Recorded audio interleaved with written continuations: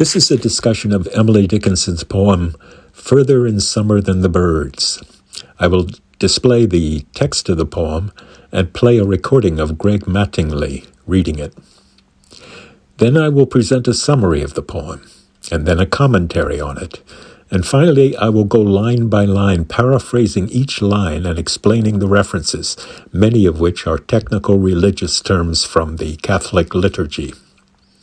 Then I will replay the reading of the poem by Mattingly. Afterwards, I will say a few words about Dickinson's idiosyncratic grammar. At the very end, I will display the references to the scholarly works I have mentioned in the commentary. Further in summer than the birds, pathetic from the grass, the minor nation celebrates its unobtrusive mass. No ordinance be seen, so gradual the grace, a pensive custom it becomes, enlarging loneliness. Antiquest felt at noon, when August burning low, arise this spectral canticle, repose to typify. Remit as yet no grace, no furrow on the glow, yet a druidic difference enhances nature now. When the English came to New England, they encountered a season they called Indian summer. It is a season between autumn and winter lasting a week or two. The Oxford English Dictionary defines it as a season of, quote, calm, dry, mild weather with hazy atmosphere. Indian summer is a pleasant but temporary reprieve from the progressively chilly weather leading to winter. According to Anderson, the English settlers called it Indian summer because it was an aspect of the strangeness of their new home. Dickinson wrote 20 or so poems about Indian summer, according to Ernest Sandin. In this poem, it is noon on a day in Indian summer. The birds have gone south for the winter. The crickets chirp in the grass. It is as if they are conducting a religious ceremony. But it is not the loud ceremony of a mass, but an ancient ghostly humming, almost unremarked, which increases human melancholy on earth. It foreshadows the repose and sublimity of heaven. Its ancientness is felt most keenly at noon in the oblique light of the waning days of autumn. It has not yet led to heavenly sublimity because the ploughing, which signifies rebirth, has not yet begun, but one feels a gradual sense of change. Now I will discuss the poem line by line. Line 1. Further in summer than the birds. This means at the end of summer, when the migratory birds have left in anticipation of winter. Line 2. Pathetic from the grass. Pathetic does not mean contemptible, but rather moving or heart-rending. So, a heart-rending, maybe Dickinson means plangent or melancholy, sound is heard coming from the grass. Lines 3 and 4. A minor nation celebrates its unobtrusive mass. We know that the minor nation refers to crickets because Dickinson, according to Helen Vendler, enclosed a dead cricket along with the poem in the envelope she intended to mail to a friend. So lines 3 and 4 mean that crickets chirp and conduct an unobtrusive mass. The Mass is a Catholic ritual. In Dickinson's society, Catholics, many of whom were recent Irish immigrants, were a distrusted minority. Like the crickets, they were a minor nation. Line 5. Nor ordinance be seen. An ordinance is a religious or ceremonial observance applied to some sacraments. So this line means something like, they do not celebrate this Catholic Church ceremony. Lines 6 and 7. So gradual the grace, a pensive custom it becomes. Gradual is used as an adjective in the poem, but as a noun it is also a religious term. A gradual is part of a mass. These lines mean that the grace they bestow is so gradual that the ceremony of the crickets becomes pensive and customary. Lines 8 and 9. Enlarging loneliness. Antiquest felt at noon. Antiquest means most ancient. It is not in the Oxford English Dictionary, nor is it in the 1844 Webster's Dictionary she used.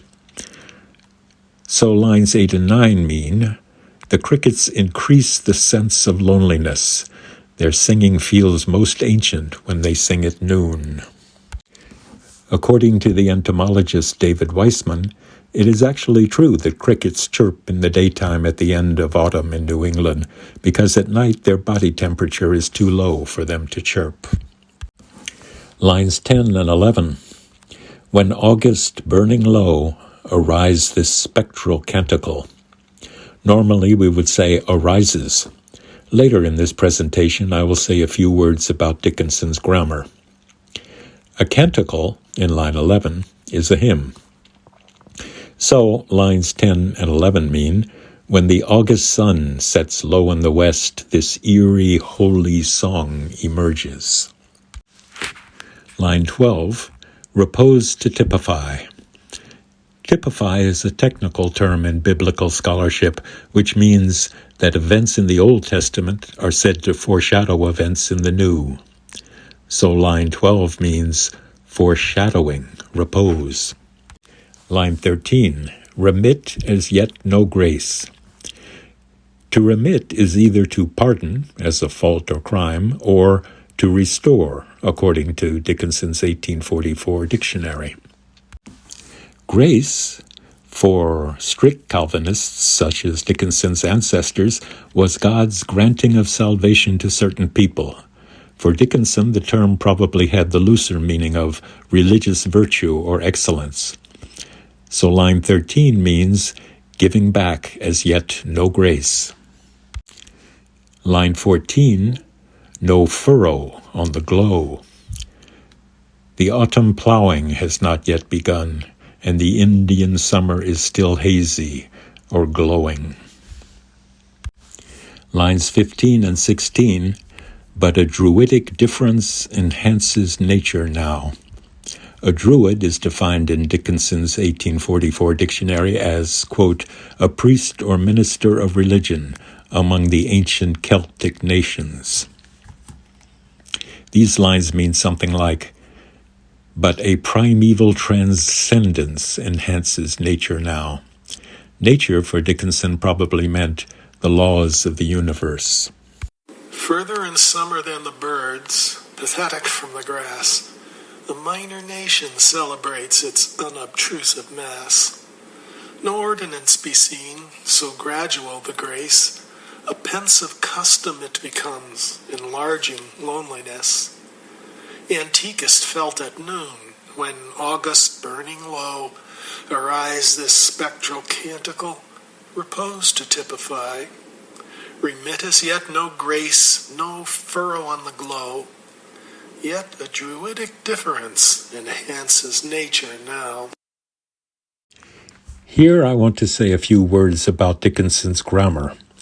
The critic Northrop Frye wrote that Dickinson had, quote, a most unreasonable dislike of adding the S to the third-person singular of verbs, unquote.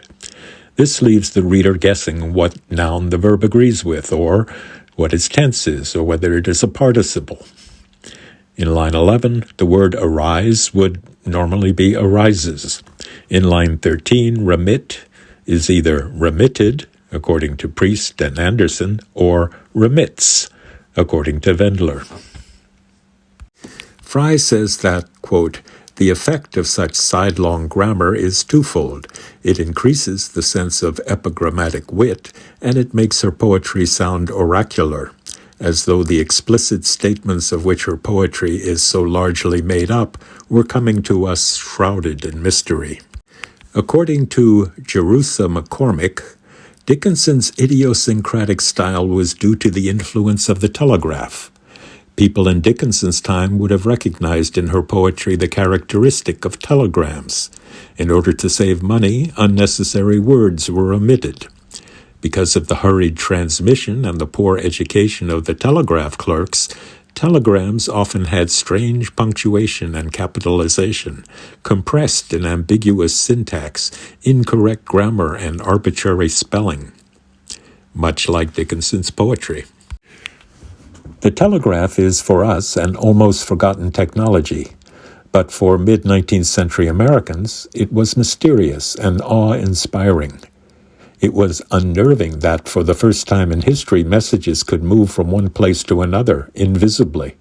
It was thought to be miraculous and, to quote McCormick, the transmission of disembodied messages over hundreds of miles distant within a few minutes was thought to be no less a miracle than the transmission of the voices of the disembodied from unknown distances of the afterlife. Thus, the telegraph came to be associated with spiritualism. Like the telegraph, spiritualists, most of whom were women, transmitted oracular pronouncements from unknown places, as did Dickinson.